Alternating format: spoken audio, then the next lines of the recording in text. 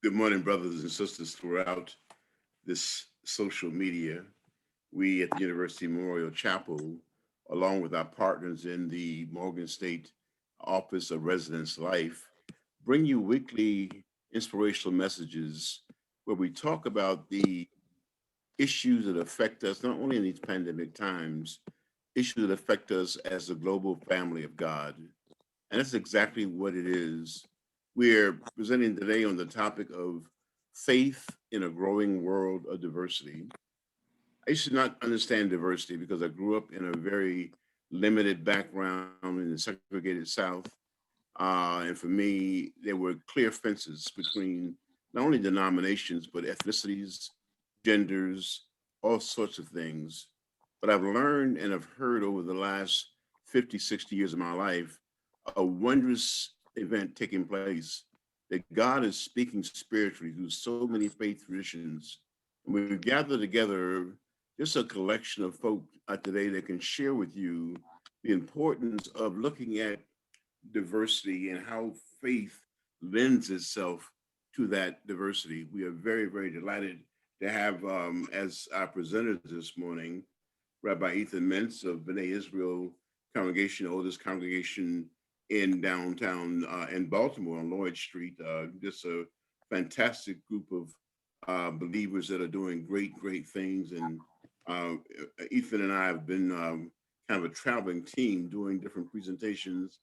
He celebrated an interfaith um, Seder meal at the chapel and other things as well. Also, Imam Derrick Amin, who is one of our chaplains at the University of Memorial Chapel and very gifted and very insightful thinker, not only from the Muslim tradition, but as awareness and understanding of the globalization of spirituality is very, very important. Um, an Episcopal priest that I've met who I've grown to have immense respect for because of the way in which she conducts a ministry and works within that whole corridor in Emerson Avenue of Urban Florence in the guard of the St. Bartholomew parish. Also, a person who has worked on our staff at the University of Memorial Chapel, Minister Clarence Wayman. And incidentally, Clarence Wayman's ministerial heritage goes back to the 19th century to Bishop Wayman, who was one of the people who was the founders uh, of the movement of the old Washington Conference of the Methodist Episcopal Church, which becomes a precursor for what now is Morgan State University Memorial Chapel. We're very, very blessed to have him on staff at the university. Um, the only person I know who's been at the chapel longer than I have and has shown me an immeasurable contribution, what it means to do outreach. I've seen her go from laity to being part of the clergy, but more importantly, I've seen the evidence of Reverend Neva Brown's impact on students as it relates to their outreach, feeding the hungry, our midday meditation, and she also brings a wealth of experience to that as well. And of course, I will chime in, Reverend Bernard Keels, the Dean of the University Chapel. So without any further ado, I wonder if we can just begin with a presentation initially by Imam Derrick Amin. Just 3 minutes on your idea about interfaith in a world of diversity. All right. I think I'd like to make two very important points. One is that uh, this idea of interfaith communication or interfaith cooperation is a very new idea. One where leaders of the respective faiths, in this case Abrahamic faiths, exchange ideas without the usual polemicism. We do not want to talk about what is wrong with other faiths. In other words, we want to talk about what it is that we can do as leaders of the community to remove whatever perceived barriers there are between us. So we're very fortunate in that the time has called for this kind of cooperation. That's one point I would like to make. And I'd like to also state that it's very, very difficult to see how anything like this could happen in any other place except America, especially with the present upheavals that we're beginning to see within our culture and within our politics and within our economic structure. These things are happening as God does, all at the right time, and they command our attention, and we're not to fear that. That would be the wrong thing to do. What we're going to do is learn about our common humanity, and in learning about our common humanity, we're going to come up with solutions to problems that suit all people. And I think that I think that nobody is in a better position than those of us who are faith leaders. Faith is a very important thing, and for too long we have not given it its proper value. And I think that that's all that I would like to say right now. And hopefully we can have a very lively discussion about what it is, Thank you. about where we go from here. Reverend Florence, from your perspective. Sure, thank you. I think in many ways, it is an essential calling right now. And I fundamentally believe that it is in God's heart that we reach beyond our own personal, denominational faith traditions. I think it is at the heart and foundation of how we understand God, at least for me. I don't believe that God is the God only of the Episcopal Church. And I believe that God is big enough and strong enough and pervasive enough for us to understand that it's God's intent that all of creation find a way to honor God, to serve God, and therefore to connect with one another. So I think in many ways, what we're talking about today is foundational to who God is and what God's desires are and what God's hopes are. We worship the same God. And how can we not then try to find ways to move beyond the things that separate and divide us, and then to find the common ground that is so essential? And it's even more important in today's world, I think, Yes. because in a day and a time where divisiveness and violence and anger and falsehood is so prevalent, is there not a better time for us to rise up and to speak gospel truth, in my case, to speak the truth of our faith, to speak the truth of a God of enormous compassion and love and expectation of us? Is it not appropriate for us to step beyond the things that divide us and to find the things that were common ground so that we can move forward? And even more importantly, I think, to find a way to speak truth, because in today's world, that evidently has become even more relativized. So the ability to speak truth, I think, is critical. In my own personal faith tradition, I would tell you that we can't even do that very well amongst ourselves. We are not very capable of this on occasion. There are deep divides within the Christian tradition. And to find a way to step beyond the things that are protective and defensive, and instead to move to the things that are life-giving and full of hope and grace is really critical. The Episcopal Church is kind of geared for this. We are a denomination that has come out of a Reformation. We are a denomination that knows how to actually reach out and to embrace other traditions and to incorporate that into our own. So we gleefully borrow from anybody that we think will be helpful to us as we create our own denominational theology and praxis. And so I think the Episcopal Church is actually pretty good at this, but we're not great at it all the time. And so how do we continue to do that? So I appreciate the opportunity to recognize that we worship this humongous God, a God beyond our imagination, that is big enough and strong enough. Thank you. Reverend Brown, your thoughts? Unmute yourself. There you go. Thank you. Well, I find that being on a college campus and prior to the pandemic, being in a very unique place in terms of how do you model what it means to be a person of faith and faith in a diverse environment, in a diverse world. And what it does, it gives us the opportunity, as I said, to model what that means.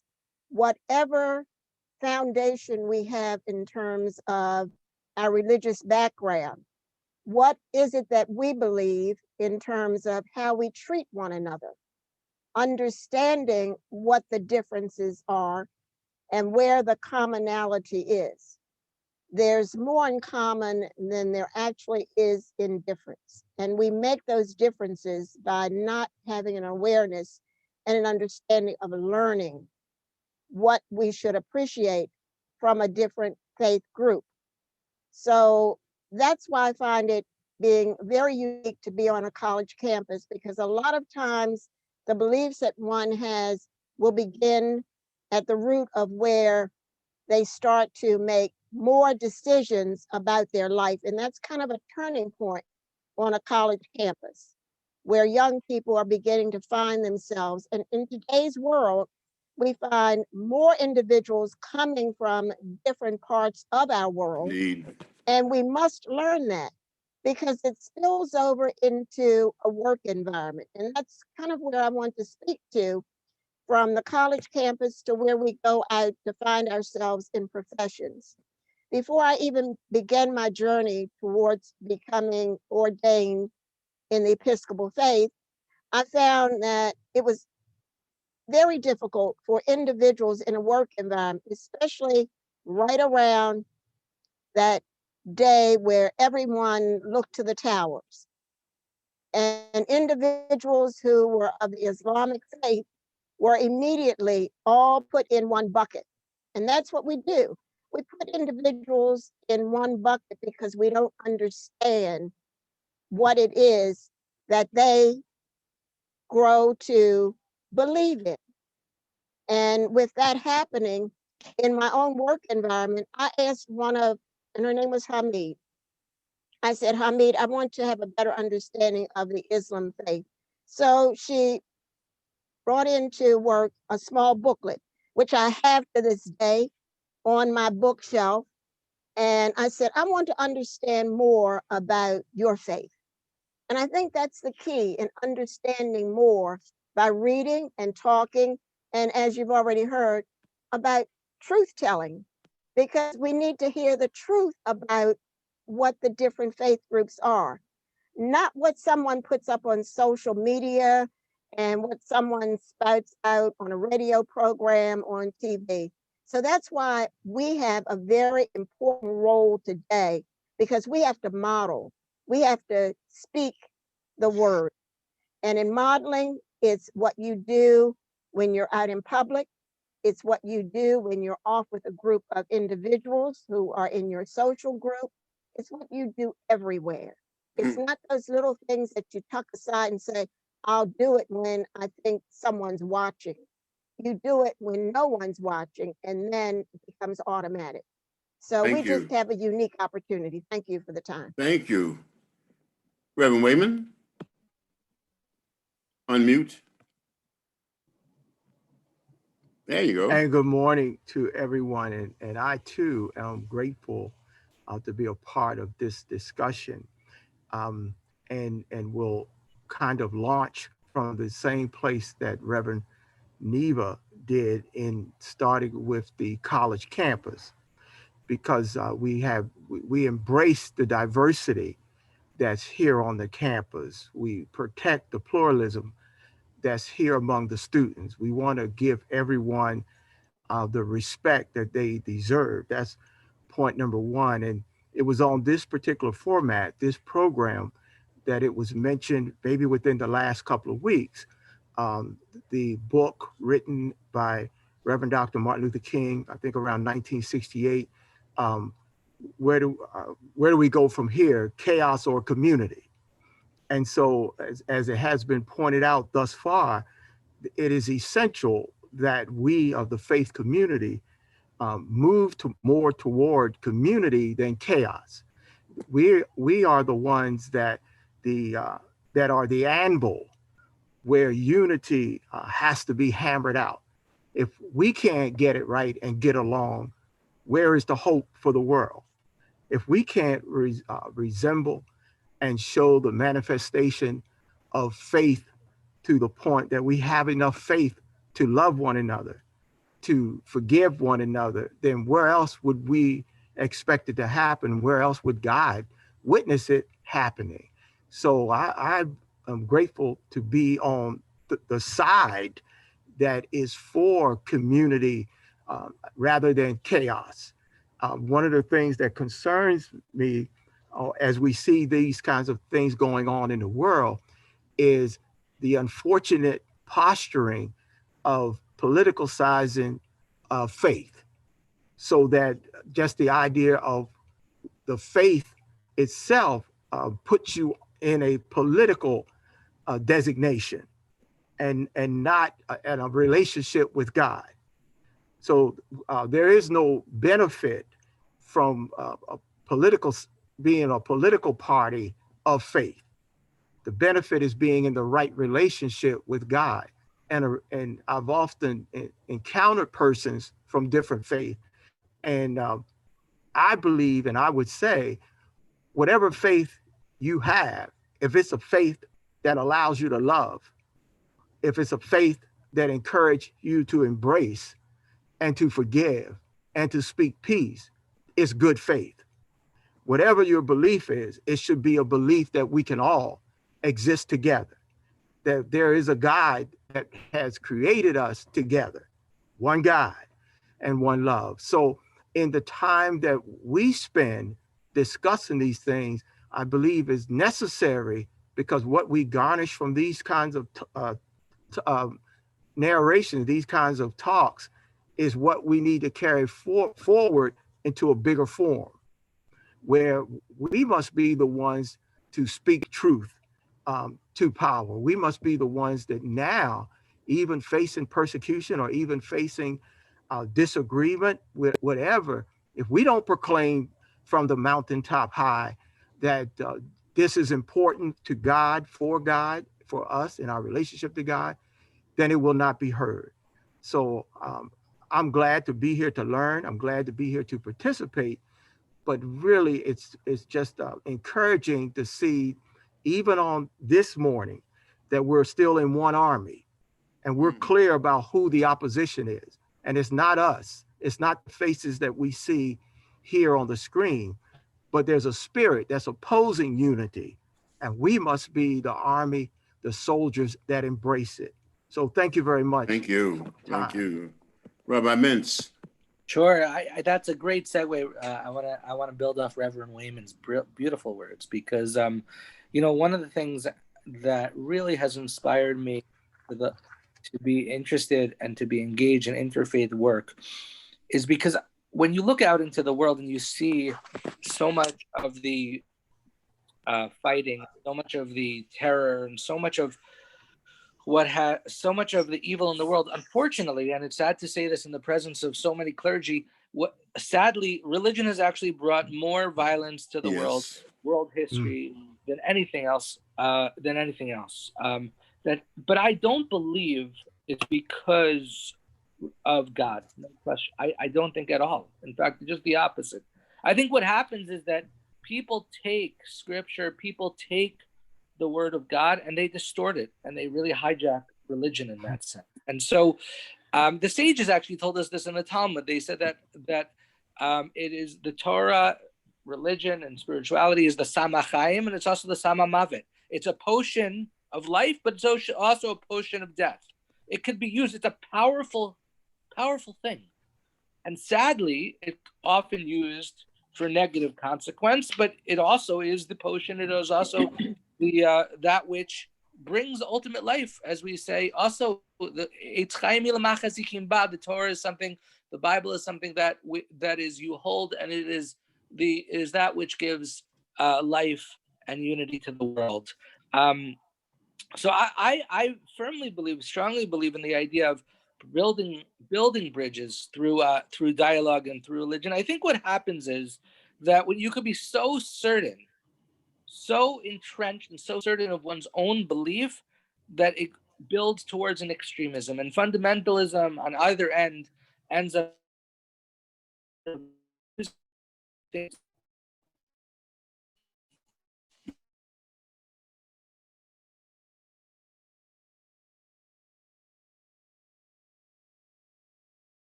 I do think that religion can and will, and when it will play a role. That's why I think messianic redemption is all about: religion playing a role in being able to bring about peace and harmony in the world, rather than being a potion of fighting and death. There's one source I wanted to share, one text I wanted to share that also I want really highlights my passion for this work, and that is that the sages ask, why is it that one human being was created alone? Why did God create just Adam, and then of course Eve? Why not create, if you're trying to create a world, why not create 10, 20, 100? God could have placed 100 people in the world at first. They would have much more quickly be fruitful and multiply and been able to inhabit the earth.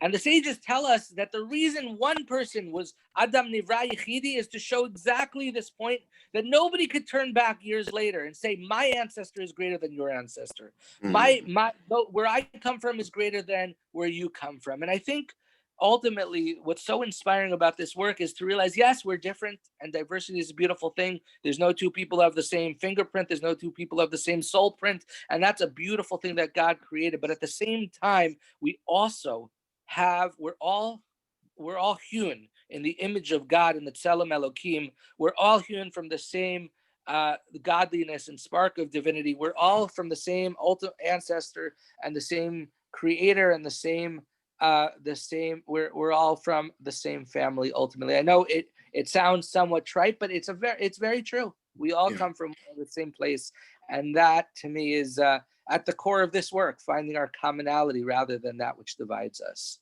It is such a refreshing thing to hear the voices of our faith speak.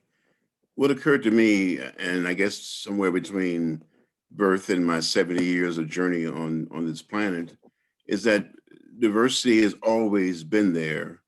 There's always been a sense, though, of superiority and inferiority.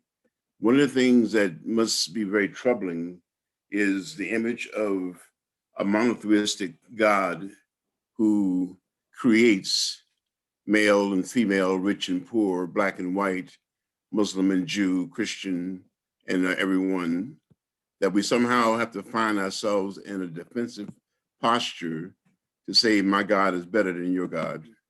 Some of us have suffered irreparable harm throughout the years because we have not had the representative intellectual properties to record our contributions. My earliest trouble in life, was looking at a picture of a Christian Jesus and determining that what ethnicity was Jesus.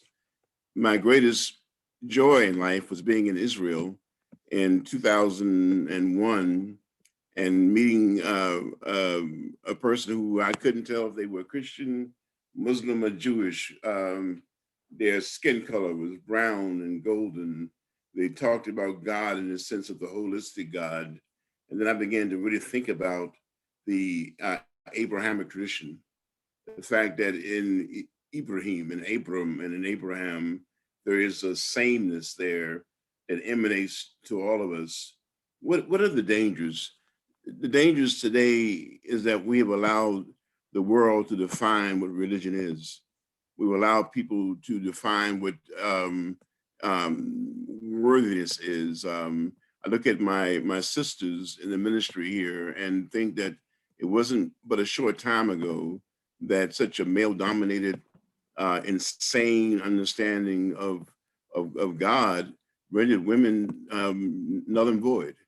And I remember a discussion with a student, it must be 8 years ago now, maybe longer. We're sitting in the office, Eve and I talking, and there's a student who's saying that women shouldn't be in the pulpit. And I'm thinking about, the diversity of, he's just been fed by a woman whose idea in ministry has just raised the food that he just ate. But sometimes it's our innocence of not understanding and accepting. But what I'd like to do for a second now is to invite everyone on the screen, if you raise your hand, to give a reaction and what your thoughts growing up were. When you were growing up, how did you see, or were you allowed to see, a rich diversity in who God could be? Anyone can raise your hand and just turn your mic on and contribute. Derrick? Yeah, I'm drawn to the tradition of Abraham. God raised Abraham to solve this problem. In our tradition, that is Islamic tradition, God begins by saying He created us from min nafsin wahidat, or from a single soul. You see, and throughout the Quran, for instance, there are passages which continue to remind us that we are of the same essence, that we are the same, There is one humanity, just like there is one deity that we should serve. However, God always reminds us that we have an enemy as well. We have a spirit being who has sworn to destroy us and to nullify our progress toward the service of Almighty God, Allah, or Almighty God. You see, and I was raised as a Christian. I grew up in a Christian home. My parents were as close to what I would think of as good, decent people as anybody that I've ever known. They were absolutely the best people that I ever met or ever knew. So I did not have the conflict of seeing within my immediate surroundings anyway, of seeing differences in people from the standpoint of what they believed. You see, that never was an issue with me. I didn't think that people were different from me because of what they believed. What I wanted to do was try to perfect my own way of doing things and treating people and looking at the world. And I think that it's very important for each of us as leaders to constantly do that. And we have to remember that Abraham, through the blessing of God, solved the problem. Jesus solved the problem that we're talking about. They did. So let's look at their work. Let's look at what they said to us. Let's look at what they did. Let's look at how they went about worshiping Almighty God. And if we emulate that, we'll be okay. I think that we'll be winners. We'll be victorious. I think that's Language is the one denominator that always frightens me, because language is so restricted in describing what one sees, what one believes, what one fundamentally understands. I've always felt there's been an inadequacy almost in using the language of humankind to discuss the divinity. One of the great things for me, coming out of the Quaker tradition, has been the presence of silence. The German logician Ludwig Wittgenstein, in Philosophical Investigation,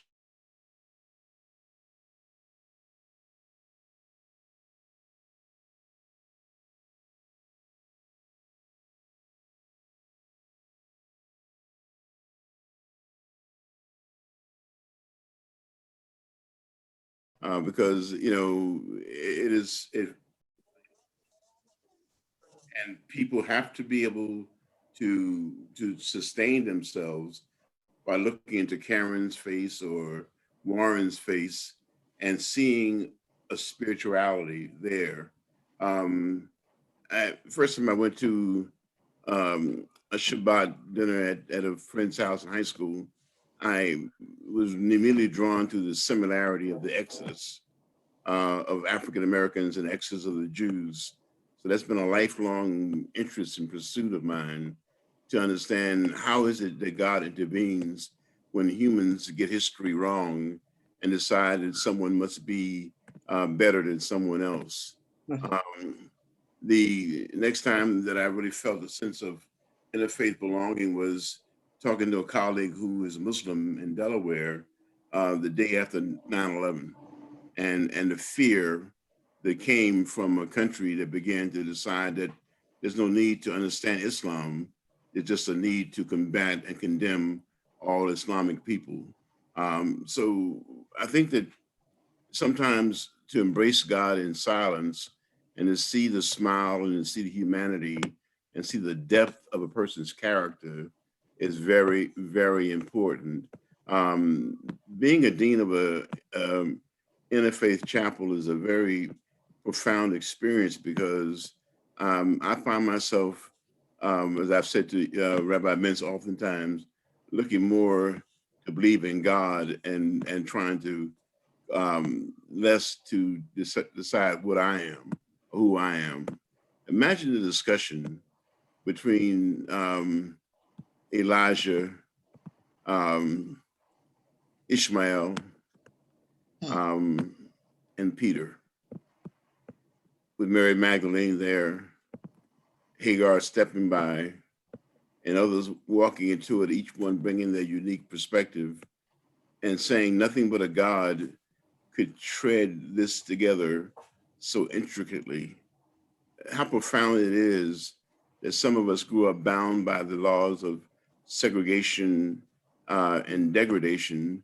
Some grew up with privilege, yet all of us have submitted ourselves with an absolute humanity and humility to say that to God be this glory, but God. And I would never discover that I'm not alone in this universe. But God, I would never discover that it's not important. What I do is more important how I live and how I walk. To embrace the impossible is to believe that faith makes things possible, but not easy. And so our task in the 21st century is to find a way to keep this fragile human family together, blaming no one. Can you imagine the far Christian right legitimizing a tyrant who basically has sat around and became an autocrat, and somehow people can look past all that and still say, but yet we had advances. Well, I'm not sure if 500,000 people dying is an advance, but I am sure that the solution and the compassion should come from all those who know this God to bring help and care into a world. Anyone raise their hand? Florence? So I grew up pretty ensconced in a Christian environment. And it really wasn't until I got to school and began to meet my Jewish friends and that I began to have my horizon opened up. I guess what I want to say is that what I worry about right now is that people are afraid. And in that fear, become entrenched and ensconced and protective, and use a faith tradition as to enhance that. And so what I worry about is that our faith traditions are being used to ensconce us and keep us separated and keep us immersed in a sense of fear. So we become protective because we are afraid. What the gift of my experience in school was that as I listened and learned to those of a different tradition, I found it really exciting. And what happened out of that was that it made my own tradition far more fun and far more interesting and really sweet and cool. And so in that capacity to be open to and to engage and to begin to understand, my world just became more fun and more outrageous. And I guess what I want to say about that is that we can look at this as a way of allowing ourselves to be to grow and to be stronger in who we are because of one another. And when we can do that, when we can reach out and we can learn and we can converse and we can engage and we can do ministry together and we can be present in the world, instead of it inhibiting us, instead of it diminishing us, instead of it causing us to be afraid, I think in many ways it gives us strength and hope and it empowers me. So when I am in conversation with somebody from a very different tradition, I find my own joy and my own faith really enhanced and grow and exciting. And I think that when we don't do that, we all lose. We all lose. And so I think the way out of some of this extraordinary angry and violent divisiveness is the ability and the capacity for conversations like we're having today. So I just, for me, that was sort of my history. Thank you. Warren House. Thank you. You know, as I've been listening, I thought about a play some years ago. Many of you probably know, Your Arms Are Too Short to Box with God. And I think in many respects, that's the case. I was fortunate to grow up, you know, as I call it, in an ecumenical household.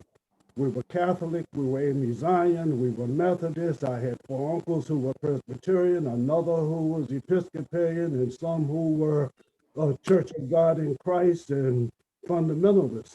But one of the things I found is that we are all fundamentalists in so many instances. We're very firm in our beliefs. And from our youth, we're taught to defend that. You know, if I'm a Catholic, I have to defend it against Jehovah's Witnesses.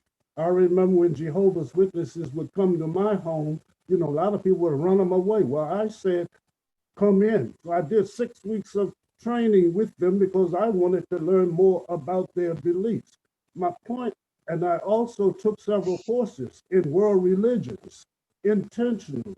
So I think, you know, part of our issue is that we become so set in our ways that we aren't willing to even open our hearts and our minds, you know, to try to seek out and to learn. You know, even on college campuses, I find that that's even more acute. You know, when we get it, I remember one of my instructors, political science instructors, always used to say, politics is in everything and religion is in everything. And if you don't understand the two, you're going to have difficulty. So even on college campuses, when I was at Morgan, we aren't encouraged to take courses in world religions. You know, I sought those things out. I have a book here by Houston Smith and some of the others people talk about those folks. But I think there has to be some intentionality. We have to want to go beyond our own borders and not in a defensive way that, you know, someone has said, my religion is better than yours. You know, what's that word we use in sociology? Ethnocentrism is deeply ingrained, you know, into our own being. So I guess the question becomes, and the other point I wanted to make is that so many students, children, young people, I just read this, are disillusioned about religion. You know, as someone said, you know, religion being the source of so much discord. So it's a very difficult proposition in this environment. And that's my question. How do you reach young people who are disillusioned about all religions? And it's very hard, you know, to fill that gap. So in this environment, we're speaking of there are great opportunities here, but you also have to get over a lot of people's fears, a lot of young people who find that religion is more the problem than the solution. So those are just some of my thoughts, and I got some more, but I love to run my mouth, so I'll be quiet. I wanted Lori, to say did you have your something. hand up before too? Lori, I thought I saw your hand up. Hi, Anybody? I'm Lori. I'm in your audience. Is it all right for me to share something? Yes. Oh, yes. Okay. Well, three things. First, my virtual screen, that's me with red hair. That's Jerusalem. So Wow. you can see in the distance the Western Wall, the wall of the temple, the Jewish temple. You can see where Muhammad was raised to heaven. And you can see the church built over the cave where Christ came out from in his resurrection. So this is like, you know, the motif for our conversation and beyond. I was raised in an unusual family in Canada. My parents belonged to a sort of religious cult that was founded in the 1930s by a Canadian who traveled the world and studied religions. And we were organic vegetarians. We grew our own food. We followed numerology, much of which was derived from the Jewish Kabbalist tradition. And we studied, the theory was that all the paths led to the same place. And so we studied people, every prophet of peace, Muhammad, Jesus, Abraham, Buddha, and the Eastern religions as well. When I moved from Canada to California in 8th grade, I converted to Catholicism and ended up going to a Catholic girls' high school. And in 12th grade, I had a falling out, so to speak, with the Pope over birth control and overpopulation. And then I was a practicing Soto Zen Buddhist for 40 years. Now I'm a Jew. And so it's been a long process, and it really, I think, you know, the roots of my journey comes, you know, I have great gratitude to my parents for their own personal quest to understand what life meant and why we were here and what was beyond here, if anything, and how people thought about that. And the last thing I'll say is that it's very cold in Baltimore, and it's getting colder, and then we'll have snow. I'm working this afternoon and tonight with a Christian pastor to take food and blankets to homeless people, many of whom, even though we have 2 new emergency shelters open today, as of yesterday, thanks to Mayor Scott, a lot of homeless people won't go to them because they don't want to leave their stuff. Their belongings are with them and they can't take them. And so there's going to be tremendous need in the streets. People are up at night because they sleep during the day when it's safer. So, you know, be aware of this happening. It's a really critical next 4 or 5 nights here in Baltimore for people. Powerful, powerful. Anyone else? Any comments? Any thoughts? Yeah. Neva? How I grew up was in a Christian home. I'll just say it that way. And not having a total awareness of the difference in religions, the base and the foundation of how I grew up was to see others as not being different, but to look at them as being the same as me, not looking at color, not looking at how tall they are, how small they were, but that they were all alike, not having any difference.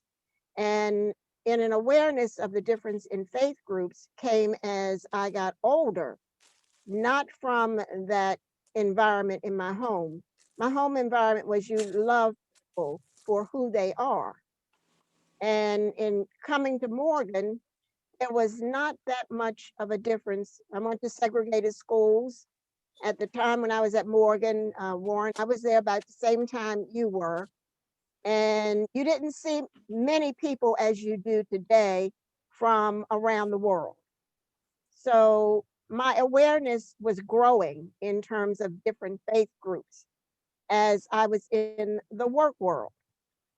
But the difference in growing was that you don't grow to dislike, you grow to understand and ask questions so that you can have a love for the person as to who they are. And I can tell you, in the work world that I grew up in, there was a lot of racism.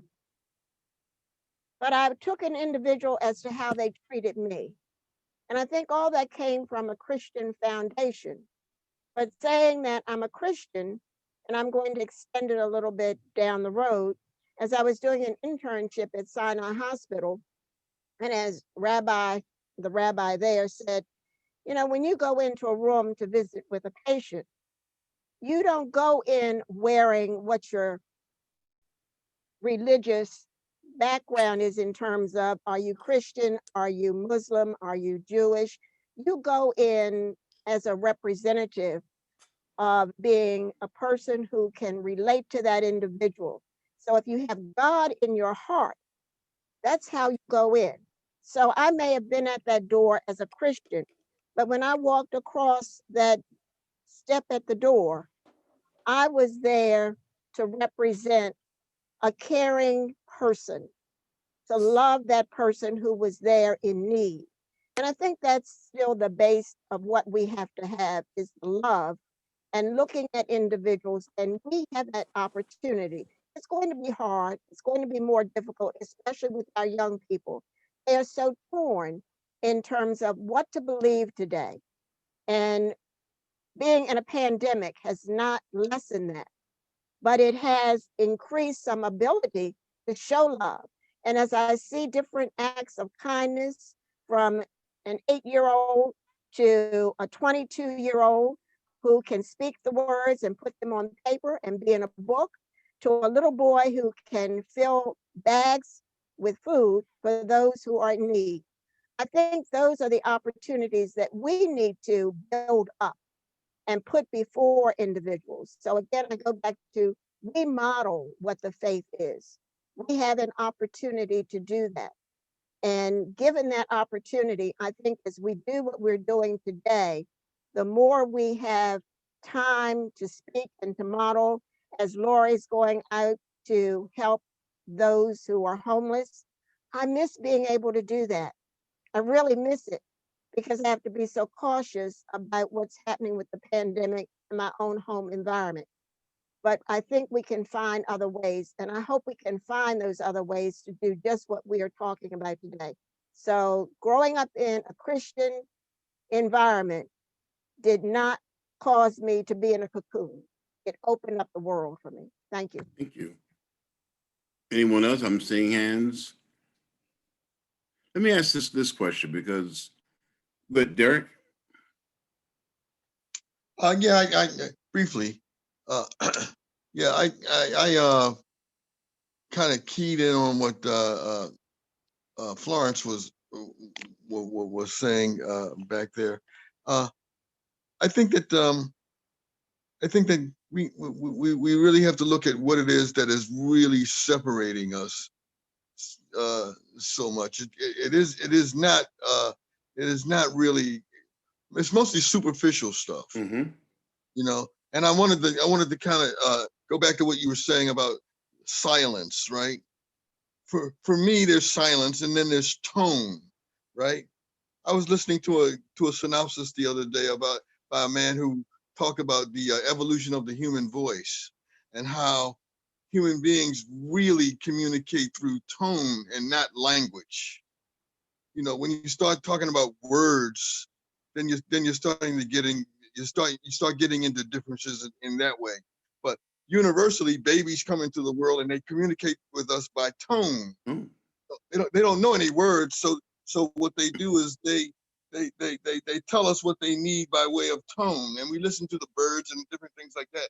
And then there's silence. We can see what people are doing, but there's also tone. There's a manner of speaking, you know, that lets people know that you love them, that you embrace them, that you know who and what they are, and you care about them. I just wanted to say that. Not only You know, and as a musician, that essential, I know that in a lot of areas of the world, tonal inflection is really what we would call music. the way in which one says something. The question I want to raise, and this is anybody on the call today, one of the most explosive things that has happened that's caused harm is the issue of race. What are your thoughts on race and religion?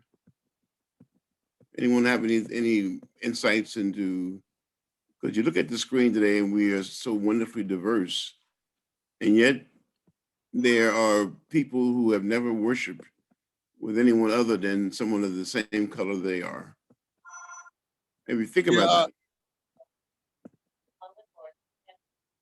that. I just want to, you know, within my tradition, race is kind of one of those things that that really doesn't mean anything. It doesn't really have any meaning. It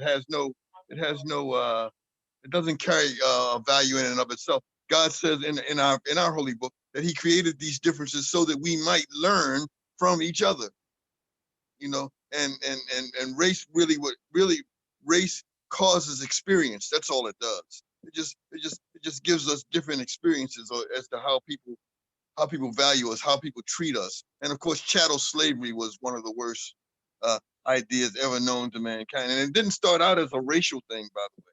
It started out as purely an economic institution, and then it devolved into a race thing over after a few years. So I just wanted to say that. Reverend? Yes. I think the addition of race, I don't think it's something inherent in any of our scriptures or texts. You know, as somebody who's Jewish, I mean, when we talk about the extreme right and white supremacists, they'll tell you, I'm not white. Although for those of you who've met me, you know, I'm pretty pale. You know, so I don't know how this plays and how we twist it. One of the things I've always loved at B'nai is the diversity of diverse ethnicity in our congregation. Jews from Asia, Jews of African descent, Sephardic, Ashkenazi, we seem to all be there. And so much of what the Imam has said today just really has touched me from beginning to end. I'd love to talk to you more. When you started off and saying that, you know, we need to speak not in polemics, and I agree, because I think polemics function more to speak to the choir and shore up internal unity than to facilitate understanding, let alone any kind of love thy neighbor. And I think we all need that safe space to talk about not just what makes us similar, but what is different, and to understand those differences and that they come from a rational basis. One of the Not greatest to be things, Shelley, I dismissive. think, is that the one religion that is perhaps the most responsible for the issue of race is Christianity. The thing that I so much love about Judaism and Islam is that no pictures, racial pictures of the divine. In Christianity, that's very, very apparent. It made an effort to be able to suppress some over others. And what is created is, in my tradition, for instance, the Methodist Episcopal Church, in Clarence's tradition, to this day in 2021, you could have white United Methodist congregations and Black United Methodist congregations. And I never could understand this whole idea about why, if there is open itinerancy of preachers, why is it that we worship in different situations? So I wanted to, I know that's a very controversial thing to put there, but it created HBCUs. You have to understand that the language modality, Warren, of a Morgan doesn't become Morgan unless there's a racial polemic that's out there separating people. And sometimes we don't understand our interfaith reality because we won't do the simple things of faith. Love God and love your neighbor as you would love yourself. Correct. Love has a lot to do with it. Love does transform and change things. And I believe that we're living in a time when it's going to be incumbent upon faith believers to love and to dare to love in such a way that what happened in Georgia is just monumental. Who would have ever thought that a Black person and a Jewish person would be elected senators in the South? Hmm. Having grew up in the South, if you'd have told me that when I was a little boy, I would have thought you were in trouble. But yet the world spoke. Now here's the question. How can we replicate that in a way in which we reach out to one another? It's very, very important that as Lori goes to feed the homeless tonight, to realize that we had Morgan students riding with the Salvation Army bus, making sandwiches for the homeless. And I was surprised even then that students didn't know how important it was to give back. And we didn't ask what denomination hungry were. We simply knew if you're hungry, we want to help feed you. And that's, I think, the bottom line. We're approaching our time today, but I want you to think about some of the things that you've shared and heard today, because it's very, very important that those of us who know the difference in the marketplace of ideas are unafraid to share and to reach out with those ideas. The first time that Rabbi Mintz came to Morgan for the Interfaith Seder, it was an amazing, amazing thing, because I don't think Christians understood the relationship between what we call Holy Communion and the Seder. And they've grown up in isolation all their lives. And that's what's so remarkable, Lori, about your story, that you've been able to sense from a lot of the perspectives. But I think that we will be one day when the journey will be over and we'll gather at the river.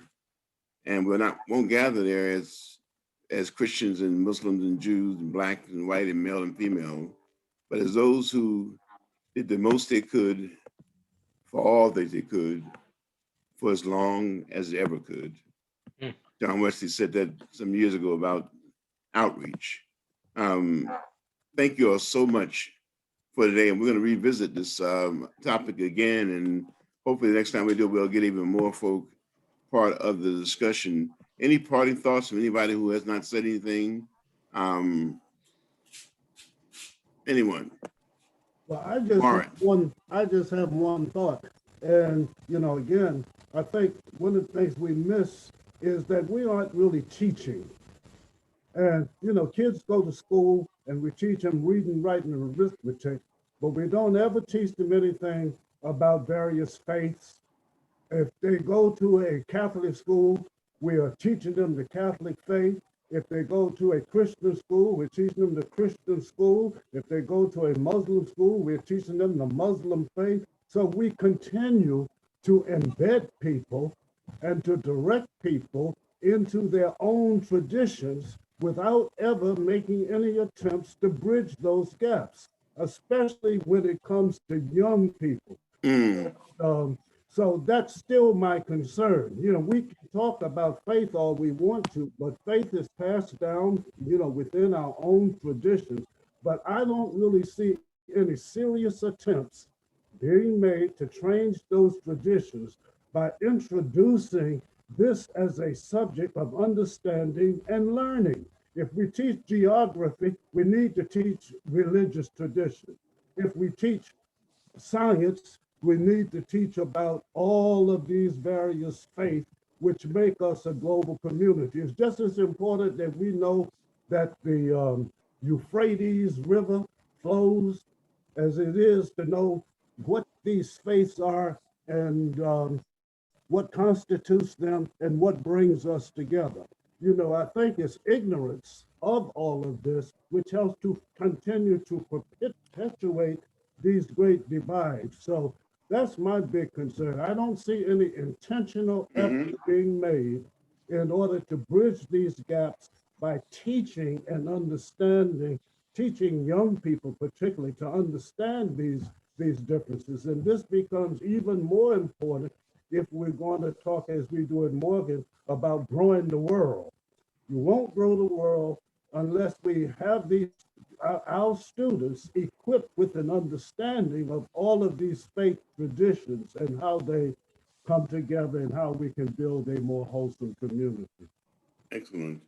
Well, again, on behalf of the Office of Residence Life and University Chapel, I want to thank all of you for being part of this discussion today. We have Insightful Foundations every Thursday at 11 o'clock. We also have a worship experience on WEAA radio on Sunday nights, 88.9. And we tend to talk about the issues that affect all of us. Be strong. Spread some random acts of kindness today. Call someone and let them know how important it is that you are not alone in this journey, that all of we are one. I'll leave you with one of my images of last year that was so wonderful, and that was Derrick Amin, who also is a very accomplished jazz pianist, playing at the Thanksgiving dinner that we have at the chapel every year. And someone asked me, saying, I thought he was Muslim. Why is he playing? I said, because he's a great musician and he's bringing you joy. And it's just, that's the kind of thing that you've got to be able to embrace the stranger and welcome the other. And your journey will become more of a walk together in the sunlight. Everyone have a great, great rest of the day. Thank you. All right. Thank you. Thank you. Thank you all. Thanks, Derrick. Bye-bye, everyone. Bye.